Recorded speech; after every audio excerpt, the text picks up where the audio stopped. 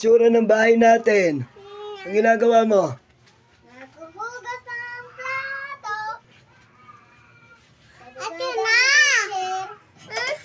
Ako nang sino daw marunong maghugas sa school at saka sa bahay.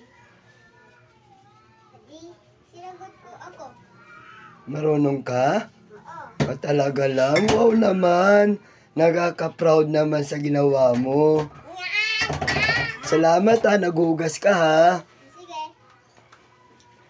Next time uli ha, hugas ka uli ha. Sige. Dadamihan pa natin. Sige. Tapos pagkatapos natin kumain, ako na maghugas din. Ay, very good na bata, magaling. Marunong maghugas ng plato. Kaya mo?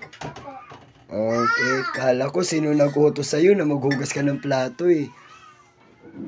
Si teacher.